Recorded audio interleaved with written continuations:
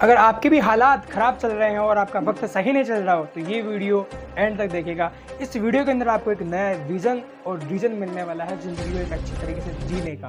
क्या दोस्तों, एक ऐसी आदिवासी महिला जिसने अपने बच्चों को खो दिया और उसके खोने के बाद में उसने अपने पति को भी खो दिया और अपने जीवन के अंदर काफ़ी डिप्रेस हो चुकी और किस प्रकार उसने अपने जीवन के अंदर बाउंस बैक किया। जी हाँ, आज अपन बात करने वाले हैं हमारे देश के सर्वश्रेष्ठ पद पर आसीन होने वाली श्रीमती द्रौपदी मुर्मू जी के बारे में। क्या उनका बैकग्राउंड है, वह कहाँ से आई है और कैसे उन्होंने अपने जीवन के अंदर संघर्ष किए हैं और कैसे वह आज राष्ट्रपति तक का सफ़र कर रही हैं। दोस्तों, द्रौपदी मुर्मू जी का जन्म उड़ीसा के एक छोटे से गांव के अंदर एक गरीब फैमिली, एक गरीब परिवार के अंदर होता है।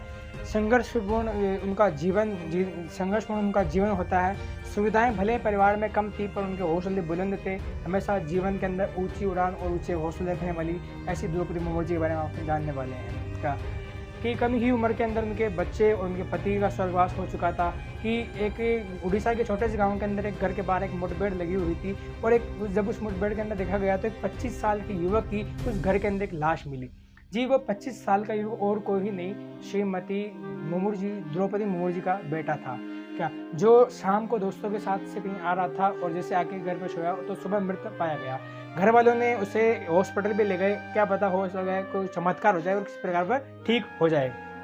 दोस्तों, उसी के बाद में डॉक्टर ने कह दिया कि अभी इनका कुछ नहीं हो सकता, ये मर चुके हैं। तो उसी के बाद में कुछ 4 साल बाद में उनका जो दूसरा बेटा था उनका भी किसी रोड एक्सीडेंट के अंदर उनकी भी मृत्यु हो चुकी थी।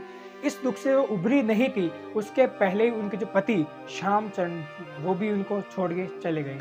तो ऐसे कठिन समय के अंदर उन्होंने अपने आप को मानसिक रूप से शांत करने के लिए और इस डिप्रेशन से बाहर निकलने के लिए उन्होंने आध्यात्मिक का सहारा लिया, आध्यात्मिकता को अपने जीवन में अपनाया, मेडिटेशन किया, इन चीज़ों को अपने जीवन में उतारा और वह एक माउंट आबू के अंदर एक ब्रह्म कुमारी संस्थान है, वहाँ गए और वहाँ जाकर उन्होंने राजयोग, ऐसे मेडिटेशन, ऐसे कुछ चीज़ें सीखी और वहाँ के हर एक संस्था के हर कार्य के अंदर, हर कार्यकलाप में उन्होंने भाग लिया और अपने आप को वापस मजबूत बनाया और अपने जीवन के अंदर बाउंस बैक किया।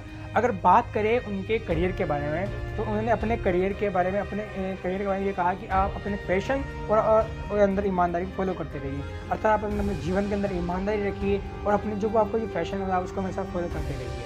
अब बात करते हैं उनका पॉलिटिकल करियर कहाँ से शुरू हुआ है। उनका पॉलिटिकल करियर की अगर बात की जाए तो उनका पॉलिटिकल करियर बीजेपी के अंदर है ना, 1997 के अंदर उनका पॉलिटिकल करियर बीजेपी से शुरू हुआ है और वह झालावाड़ के अंदर राज्यपाल चुनी गई थी। उनके बाद में हर पद पर उन्नति वो करती गई।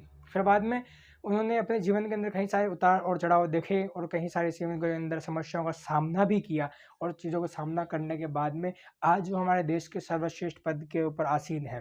क्या दोस्तों, अगर बात की जाए राष्ट्रपति मतलब मुर्मू जी के बारे में तो वह कॉलेज के अंदर जब थी तो कॉलेज के अंदर जब श्याम चरण मुर्मू जी से उनकी मुलाकात होती दोनों की मुलाकातें एक लिविंग रिलेशनशिप के अंदर बदल गई, प्यार में बदल गई और जब दोनों ने अपने लिविंग रिलेशन के अंदर बदलने के बाद में उन्होंने काफ़ी अपने जीवन को अच्छे से जिया और उनके यही खास बात रही कि उनकी यादें, अर्थात उनका जो लिविंग रिलेशनशिप था, उनके जो बच्चों के साथ बिताया हुआ समय था, अपने पति के साथ बिताया हुआ समय था, उन्हें अपने उन यादों के सहारे वह वापस खड़ी हुई और अपने जीवन के अंदर उन्होंने काफ़ी अच्छा बाउंस बैक किया।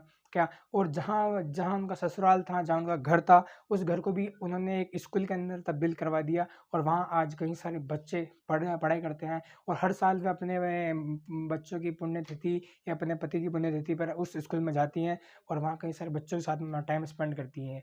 कि किसी महान व्यक्ति ने कहा कि अगर समाज को अगर आगे बढ़ाना हो तो व्यक्तियों की टांग ना खींचे, व्यक्तियों का हाथ खींचे ताकि व्यक्ति भी आगे बढ़ सके। दोस्तों, अगर इस कहानी से अगर आपको किसी प्रकार की प्रेरणा मिली हो, इस कहानी से अगर आपको कुछ भी सीखने को मिला हो तो प्लीज़ मैं चाहूँगा आप उसे कमेंट बॉक्स में अवश्य लिखें। क्या दोस्तों, इसी प्रकार की मैं नई लेसन, नई कहानियाँ लेके आता रहूँगा। आपका मैं दिल की गहराई से धन्यवाद करता हूँ। प्रेम पूर्वक हमारी हर वीडियो को अपना प्यार और आशीर्वाद देने के लिए दिल की गहराइयों से सादर नमन और सादर धन्यवाद। महेश कुमार आपके साथ फिर लौट के आएगा नई सीख, नई कहानी के साथ में। जय हिंद, जय भारत।